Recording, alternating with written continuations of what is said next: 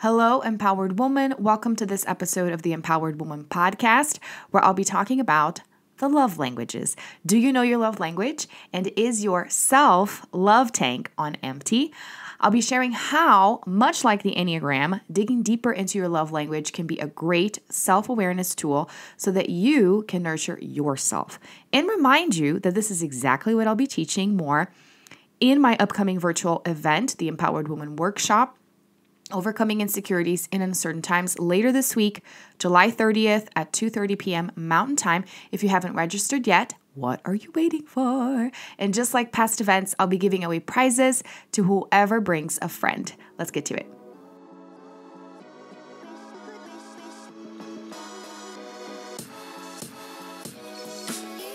Welcome back to the Empowered Woman podcast.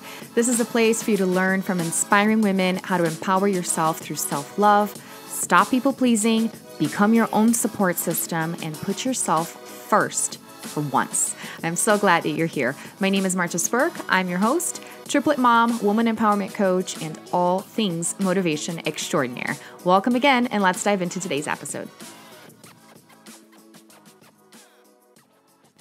I remember when I first came across the love languages, I was newlywed, past the honeymoon phase, and just really trying to figure out how to understand my husband, how to improve our relationship, but most importantly, how he should be treating me. And I wanted to figure out what he wanted from me so that we could have, so we could get along more. And I also wanted to be able to show him what I wanted.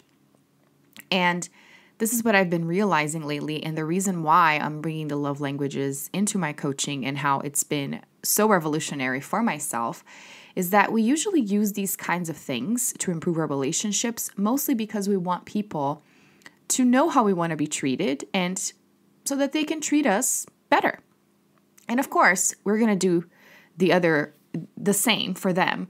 But mostly it comes from kind of like a selfish standpoint, right? We want to know how they can love us so we can tell them, make a little list and hang it on the wall, put it as a little reminder for them so that they will do what we want and we will be happy. Because if they do what we want, then we will do what they want. You know what I mean? And lately, because of my work with the Enneagram and how I know for a fact that getting to know yourself and understanding yourself is the way to improving your relationship with yourself and therefore improving other relationships, I started thinking back into how the love language can be such an amazing tool for self-love. Instead of you expecting that from somebody else, you starting to work on yourself. And it goes back to what I said in the last solo episode about how every single day when we open our eyes and we start talking to somebody else, and it doesn't have to be outside from our home. It really starts with inside our home. We're already being challenged. We're already being tested into our strengths, our weaknesses. Our lens of the world already comes into play. As soon as we wake up every single day and we have to talk to our spouse, we have to talk to our kids. And so I started thinking, instead of expecting somebody else to show me love the way that I want to be shown love, why don't I do this to myself? And let me just back up for a minute, because if you have no idea what the love languages are, then you're like, what are you talking about? But I think it's a pretty famous concept, especially in the Christian world. So this marriage counselor therapist, Gary Chapman, wrote this book, and it's phenomenal, where he lists 5 different types of love languages, 5 different ways you can show somebody love and that you can be shown love. And he explains how every single person has a preferred way. And that's usually the point of conflict in relationships, because you think you're showing your loved one love and they don't feel appreciated. They don't see it that way because that's not their preferred love language. So the 5 love languages are physical touch, quality time, gifts, words of affirmation, and acts of service.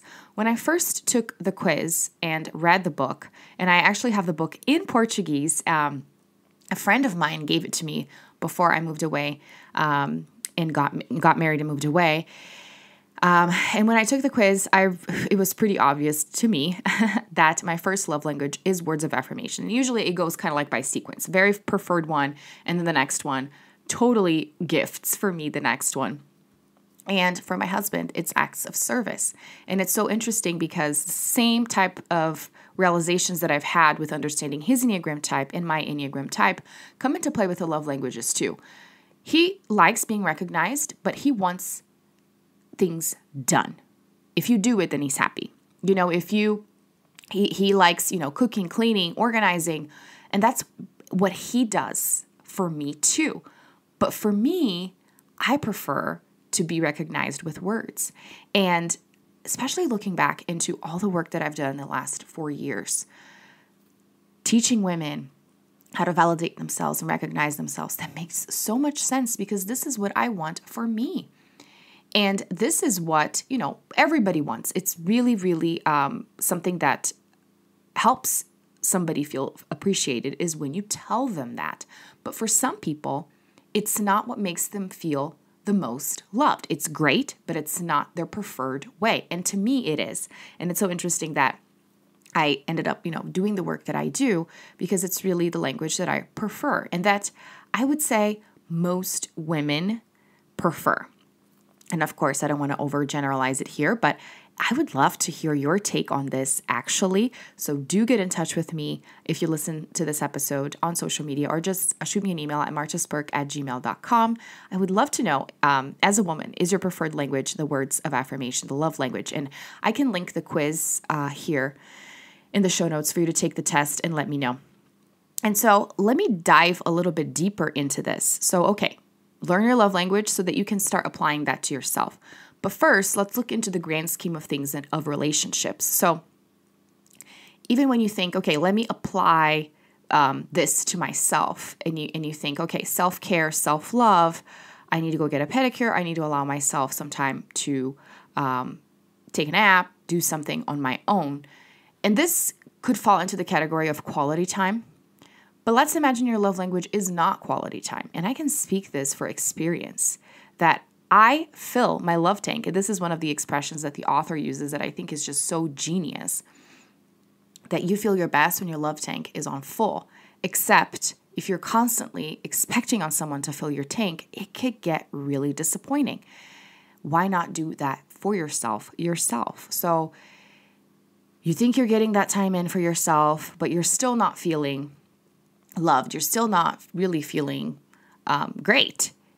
That may be because you're not nurturing yourself in the language that you prefer. And to me, that makes so much sense, especially with doing the work that I do, learning that I need to repeat affirmations, surround myself with positive people, and really list the things that I'm proud of. Constantly be reminding myself I'm exactly where I am to be, where I'm supposed to be. I'm not behind. It's me affirming myself and not expecting somebody else to do that for me, because for most of my life I've depended on that external motivation, on that external love. Why don't I just do that to myself? And again, thinking back into relationships, and even with our kids, Gary has written a book of love languages for kids, and I highly encourage you to listen to it. I think it's been more transformative for me than even the couples one, even though I haven't read it in a long time, because I see this with my kids. And he even talks about how for younger kids, we really should be using all the 5 love languages, and with people in general, we should. But for kids, it takes them a little bit longer until they're a little bit older for them to show which one is their preferred way. And I've been kind of paying closer attention, testing it out with my kids, even though they're not even 5 yet. But it's interesting how we just want to be loved, period, as people. We want to be noticed, right? We want to be loved. And that's why I'm so passionate about the work that I do, because you literally can provide this love to yourself.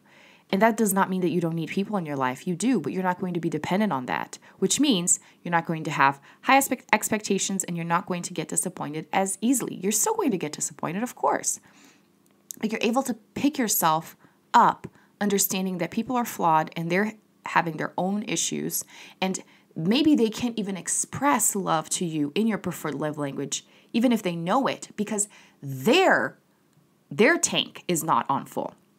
So see how this awareness can really help you improve your relationships, because even if that person does not give you the love that you're wanting in that way, if you learn their preferred language, you can start being intentional about that. And I mean, this is what the book talks about. You start being intentional in that language, in their language, and then in turn, they're going to have the strength to do the same for you.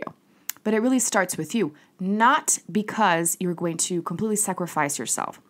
Because sometimes in relationships, that's what it feels like when we want to work on our relationship, right? All right, I'm just going to have to bite the bullet and admit that I'm not going to get what I want for now, because I'm going to have to be the bigger person, right?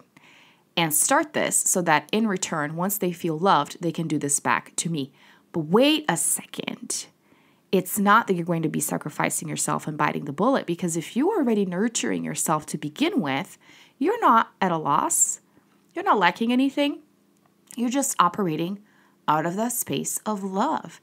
And one of the things that I've realized as well about this whole thing is that for so long, I've been setting goals for myself to be a better person.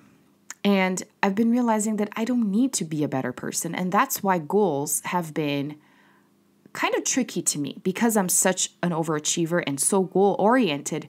Goals have brought me stress. Let's talk about this for a second. When you think, oh, let's improve a relationship, or let me pay closer attention to my family, or let me set goals for my business, or whatever it is, or even weight loss goals, whatever. It can be traumatic. It can be stressful to set goals, and you can be even scared to set goals because you're afraid of failing. And what I have been realizing is that the only reason why goals can be scary in a very stressful way, because I think, they are going to be scary and you're going to get a little bit nervous, but in a very, very overwhelming way, is because you're coming from a place of hate for where you are and who you are right now. Really thinking that who you are sucks. And in order to be better, you have to reach that goal. Except if you are starting from that standpoint, once you reach that goal, you're still going to feel like crap about yourself, and you're going to have to pick something else. I've been talking about this a lot. I mean, this is my message, right? That our happiness is always in the future, and that's a miserable way to live. Whereas if you just see goals as, hey, I am so awesome, there is no reason why I can't aim for accomplishing this other thing. See how different that is? I am so awesome, which means I can attempt this, and even if I don't reach it, hey, I tried it, and it's going to be fun. So this is the mindset that I want you to start adopting anytime you have to get anything accomplished. See how that mindset shift can make a huge difference in how you are going to be handling any task and any goal. If it comes from the standpoint of, I can do anything, I can do hard things, look back in the past at all the things that I've done, I can start paying closer attention to myself and nurturing myself through this. And not beat yourself up if you fall short. It's okay. I'm trying. And that's all that matters. And this is exactly what I'll be talking about in my workshop.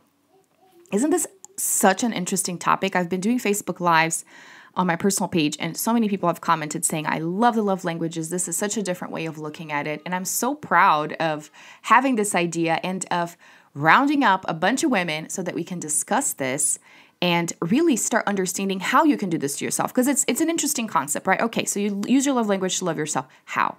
What do you start doing? Especially like if your love language is physical touch, how am I going to love myself? What am I going to be doing? So this is what we're going to be talking about. I'm going to be sending you a worksheet so we can look at different ways, the mistakes that you're making, right? So going back to, but I'm spending time with myself. I am taking a nap. I am, eating healthy food. But if that's not the love language that you prefer, you're not really filling your love tank to the best of your ability.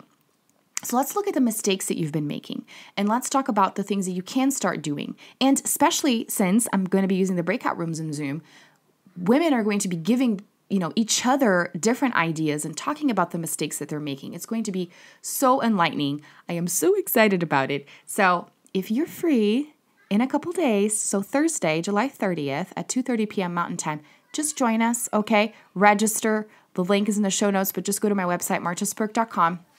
And come join us. It's going to be so fun. The ladies that have signed up are so excited about it, and so am I, because it's such an amazing idea. And all of this to talk about our insecurities, because the name of the workshop is Overcoming Insecurities in Uncertain Times. And how do you overcome insecurities? First and foremost, you need to figure out what your insecurity is. And then dig deeper into understanding, why is this even an insecurity? Why is this holding me back?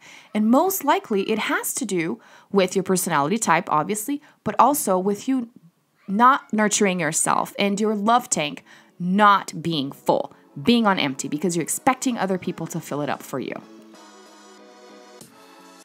Thanks so much for tuning in today. I hope this encouraged you not only to dig deeper into finding what your love language is, but also into how you can start nurturing yourself through your love language. And of course, come discuss this with us. Come learn some strategies with us. Sign up for the workshop. All the links are in the show notes. I hope to see you there. Have a wonderful day. Be empowered. Until next time.